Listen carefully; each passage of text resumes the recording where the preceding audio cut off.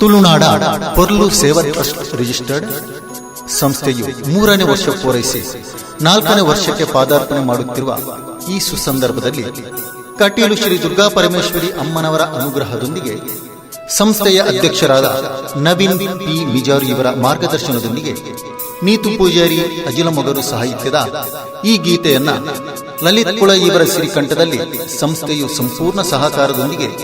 4ನೇ ವರ್ಷದ ಪಯಣಕ್ಕೆ ಶುಭಾಶಯಗಳನ್ನು ಹೇಳುತ್ತಾ ಈ ಮಧುರ ಗೀತೆ ನಿಮಗಾಗಿ.